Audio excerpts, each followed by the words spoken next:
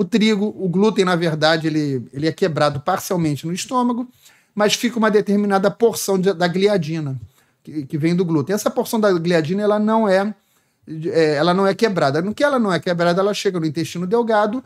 Nas pessoas com doença celíaca, ela é reconhecida por um linfócito que monta uma resposta com anticorpos e uma resposta destrutiva na parede do intestino e em vários sistemas do organismo. É assim que ocorre a doença celíaca. Como é que a gente faz o diagnóstico da doença celíaca? O diagnóstico da doença celíaca geralmente começa com sintomas. Os principais sintomas, os mais conhecidos, são os intestinais. Diarreia, constipação, distensão abdominal, dor, cólicas abdominais, emagrecimento por má absorção, gordura nas fezes, são os sintomas mais comuns. A doença celíaca, o que ela faz no intestino? O intestino delgado é um local que tem que ter muita absorção. Então, o que ele tem? Ele tem uma estrutura igual pensa na mão, uma estrutura onde você tem vilosidades, que são os dedos, e criptas, que são os fundos dos dedos, tá vendo? É assim. O que ocorre na doença celíaca? Você tem uma reação autoimune que está ocorrendo aqui no intestino. O que acontece? Isso daqui essas vilosidades vão sendo erodidas.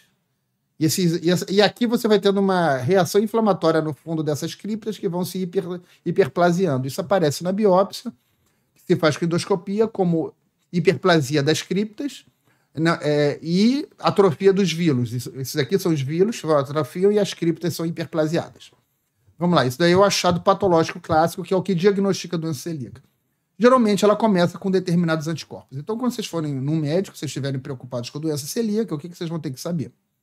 Primeiramente, geralmente vocês vão ter que ter algum sintoma.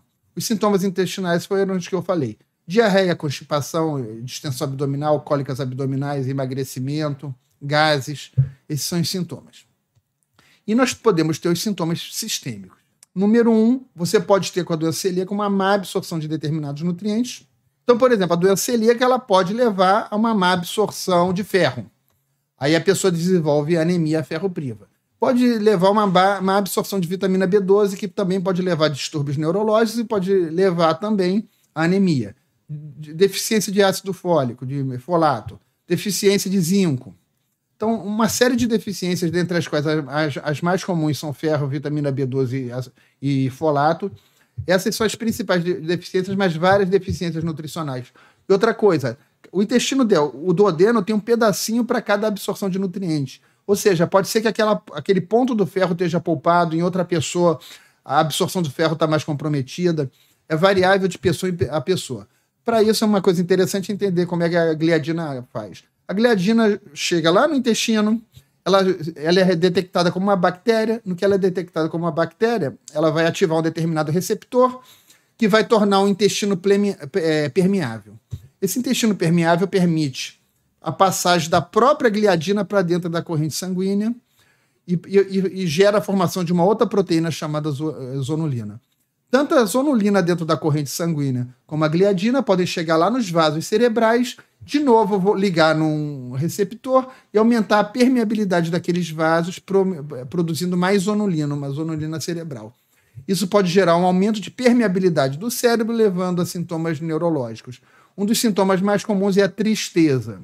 Isso não ocorre apenas em celíacos, mas é muito comum em celíacos. Celíacos e não celíacos sentem muita tristeza, ansiedade, depressão com o consumo do glúten. É super comum. É muito comum na doença celíaca a coexistência com tireoidite de Hashimoto, com diabetes mellitus tipo 1, onde você tem uma destruição de células do pâncreas, e com síndrome de Sjögren, e com a gastrite autoimune, né, a anemia perniciosa. Essas 4 doenças autoimunes muito frequentemente estão associadas à doença celíaca. Não é raro. Outras doenças autoimunes podem estar associadas à doença celíaca, mas é muito menos frequente. Essas 4 doenças estão frequentemente associadas. Ou seja, tem Hashimoto, é bom pesquisar se também não tem doença celíaca. Isso vale também para Sjögren, para anemia perniciosa e para o diabetes mellitus tipo 1 e nas famílias das pessoas que têm essas doenças. A doença celíaca também pode levar a neuropatia periférica, pode levar a quadros de ataxia. Ela basicamente pode levar a manifestações na pele, como, por exemplo, uma coceira intensa frequentemente no oco poplíteo, né, chamada dermatite herpetiforme, né, que também gera lesões cutâneas. Pode levar a quadros de alergias, pode levar a osteoporose, pode levar a artrites e artroses, A doença celíaca pode ter uma constelação de sintomas: artrite, artrose, osteoporose, depressão, esquizofrenia, psicose, tristeza, polineuropatia, tireoidite Hashimoto, diabetes mellitus tipo 1, síndrome de Sjögren, são várias manifestações da doença celíaca. Como eu falei para vocês, a doença celíaca ela é diagnosticada pelos anticorpos. Quais os anticorpos que vocês vão pedir para o médico de vocês? Primeiro, a doença celíaca começa no intestino. Então, a gente vai pedir no sangue, geralmente, anticorpos intestinais. O IgA. IgA antitransglutaminase tecidual. É o primeiro que a gente pede. E podemos pedir, eu geralmente peço junto com antiendobísio. Esses são os mais específicos. Estando positivos, eu já encaro a pessoa como uma pessoa altamente intolerante ao glúten e recomendo a suspensão do glúten, mas o procedimento padrão é você, a partir dos anticorpos positivos, fazer uma endoscopia, onde você vai ver aqueles achados que eu falei para vocês, que é a atrofia das vilosidades e a hipertrofia das criptas. Esses achados, como eu disse para vocês, eles não necessariamente estão em todo o duodeno. Eles podem estar, uma parte pode estar saudável, outra parte pode estar doente. Então é muito importante que quando vocês forem fazer uma endoscopia digestiva numa suspeita de doença celíaca, que seja comunicado ao médico que vai fazer endoscopia, que seja feito num bom lugar, é óbvio, que sejam colhidas no mínimo 4 porções de amostra, 4 locais diferentes. Por quê? Porque você poderia dar o azar de chegar lá, o cara olha lá, colhe uma biópsia de um lugar, pega um lugar saudável, mas o lugar do lado está doente. Então, no mínimo, 4 coletas de biópsia devem ser pedidas. Isso vocês devem conversar com o médico de vocês, que é um dado muito importante que pode gerar não diagnóstico de doença celíaca. Outra coisa importante é que a doença celíaca é muito variável. Então, pode ser que você tenha doença celíaca e por não estar comendo glúten ou estar comendo pouquíssimo glúten, seus anticorpos estejam baixos e pode ser que você não tenha tanta patologia intestinal. Então, é muito importante para a pessoa que vai fazer uma investigação de doença celíaca que não pare o glúten antes disso, que ela pode fazer, inclusive, um desafio de glúten, onde ela vai comer por dia, no mínimo, 10 gramas de glúten por pelo menos umas 2 semanas, para dar tempo de subir o anticorpo. Outra coisa importante é que o celíaco ele deve ser tratado com a interrupção completa do consumo do glúten. Qual que é a questão da interrupção completa do consumo do glúten? Algumas pessoas têm doença celíaca e se dão ao luxo de comer o glúten. Fala, vou me ferrar aqui no Natal, no Ano Novo, né? Vou chutar o balde, comer minha pizza, mas depois eu passo, em 3 semanas eu já começo a me sentir melhor. 4 semanas. Lembrando que a doença celíaca demora para fazer efeito sintomático, porque tem que produzir os anticorpos, etc. E também demora para passar. O que acontece? Você pode ter doença celíaca, comeu glúten, parou, daqui a 3 semanas você está melhor. Se ferrou lá, sofreu pra caramba, mas valeu a pena, né? 3 semanas você está melhor. Só que a sintomatologia baixa rápido, razoavelmente rápido. Os anticorpos baixam depois de 2, 3, 4 semanas. Mas a velocidade intestinal não. A velocidade intestinal de um celíaco pode demorar 1 ano ou mais para se recuperar. Ou seja, o celíaco deve interromper completamente o consumo de glúten. Se não, se ele consumir o glúten ainda que ocasionalmente, ele não vai ter uma cura da doença celíaca intestinal e talvez em outros sistemas. Isso daí pode, inclusive, reduzir a longevidade, levar a perda de nutrientes, etc. Então é uma coisa muito séria. Outra coisa importante da doença celíaca é que a doença celíaca ela pode ser refratária. Aí você tem as doenças refratárias tipo 1 e 2. O que causa uma doença celíaca refratária?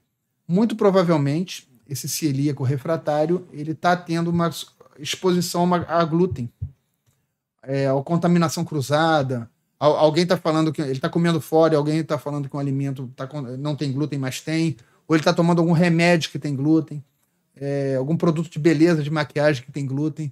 O glúten está em todos os lugares. E existem algumas pessoas com doença celíaca que simplesmente não melhoram. Por quê? Porque você tem uma ativação crônica de linfócitos, isso aí pode gerar linfomas, pode levar a uma imortalização de determinados linfócitos inflamatórios e essas pessoas, inclusive, têm um mau prognóstico. Ou seja, algumas pessoas morrem de doença celíaca e não conseguem nem...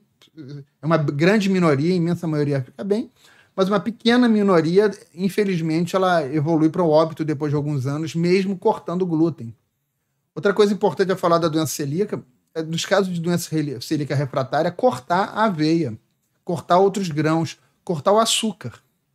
Porque o açúcar também aumenta a produção de zonulina.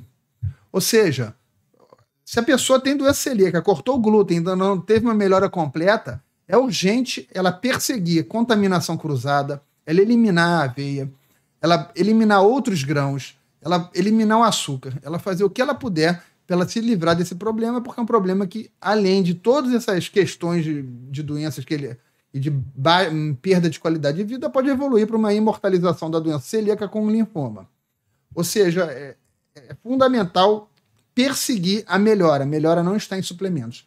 Outra coisa importante, que eu acho que é muito relevante para a doença celíaca, é que nem toda gliadina tem o mesmo potencial de desencadear a doença celíaca.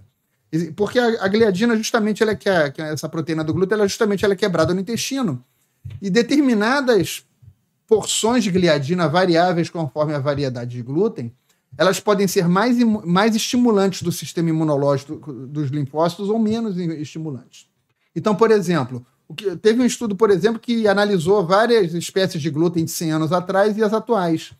Enquanto aproximadamente metade das gliadinas de 100 anos atrás eram altamente imunoestimulantes, estimuladores de autoimunidade, atualmente quase todas as gliadinas de trigo europeu são fortes estimulantes da imunidade, são indutoras de doença celíaca. Então, uma coisa que deveria ser pressionada, que a gente não vê ninguém falando, né? Que há, na verdade, uma pandemia de doença celíaca e de intolerância ao glúten, né? Uma coisa que ninguém fala para não arranhar a indústria é que a indústria devia estar comprometida a, pelo menos, produzir trigos que não induzissem doença celíaca, o que diminuísse esse potencial. A doença celíaca pode surgir em qualquer pessoa que tem um potencial genético para desenvolver a doença celíaca. Há pessoas que têm esse potencial genético e nunca desenvolveram a doença celíaca. Por quê?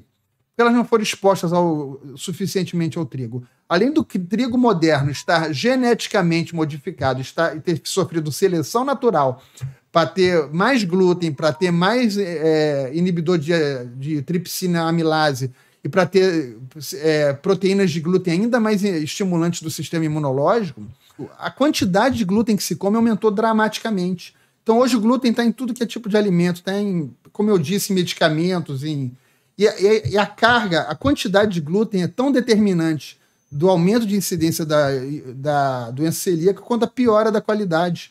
Ou seja, é linear. Todos os países onde houve um aumento da incidência de glúten, houve um aumento da incidência de doença celíaca. E a doença celíaca não está aumentando apenas porque ela se tornou, porque as pessoas estão diagnosticando mais, como algumas pessoas fazem. Não. A incidência de doença celíaca está aumentando. Sabe-se disso porque você tem amostras de exames de sangue, por exemplo, de plasma, de pessoas de 50 anos atrás. E já tem estudo, por exemplo, comparando o plasma de pessoas de 50 anos atrás, 60 anos atrás, com o plasma atual, e você vê que o plasma das pessoas atualmente tem uma incidência muito maior de anticorpos contra a doença celíaca. Ou seja, como prevenir a doença celíaca dos nossos filhos? Uma das coisas a fazer é dar menos glúten para eles. Quanto menos glúten o teu filho comer, menor a chance dele desenvolver doença celíaca.